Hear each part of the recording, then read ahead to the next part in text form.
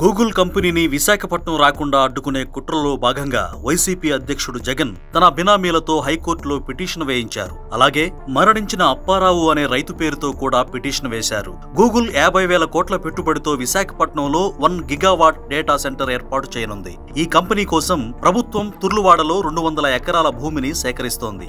Market ధర కంటే 2 రెట్లు ఎక్కువగా ఎకరాకు 19.55 లక్షల పరిహారంగా ఇస్తుండటంతో రైతులంతా అంగీకరించారు. ఇక్కడే జగన్ రంగంలోకి దిగారు. అసలు ఆయన కోర్టులో ఎందుకు పిటిషన్ వేయించారు, దీని వెనక ఏం జరిగిందో ఇప్పుడు తెలుసుకుందాం. జగన్ పాలనలో ఆనందపురం, పద్మనాభం, పెందుర్తి, భీమిలి మండలాల పరిధిలో వైసీపీ పెద్దలు, కొందరు ఐఏఎస్ అధికారులు తమ బినామీల పేరుతో భారీ సంఖ్యలో డీపట్టా భూములు కొనుగోలు చేశారు. ఓ మాజీ మంత్రి తన అనుచరులతో ఎస్సీలకు చెందిన డీపట్టా భూములను 100 ఎకరాల్లో కొనుగోలు చేసి ఒప్పందాలు చేసుకున్నారు. తుర్లువాడలో 50 మంది రైతులు జగన్ బినామీకి డీపట్టా భూములు అమ్ముతామని అగ్రిమెంట్ కుదుర్చుకున్నారు. ఎకరాకు 7 లక్షలు ఇస్తామని అడ్వాన్స్ గా 3.5 లక్షలు ఇచ్చారు. కానీ ఏడాదిన్నరైనా మిగతా డబ్బులు ఇవ్వలేదు. దీంతో వారంతా కూటమి ప్రభుత్వానికి భూములివ్వాలని నిర్ణయించుకోవడంతో ఒప్పందం కుదుర్చుకున్న జగన్ బినామీ రైతుల పేరుతో కోర్టులో కేసు వేశాడు. భూసేకరణకు అడ్డుపడేలా కథ నడిపిన బినామీ ఎవరనేది ఆరా తీయాలని ముఖ్యమంత్రి చంద్రబాబు ఘాటుగా స్పందించడంతో పాటు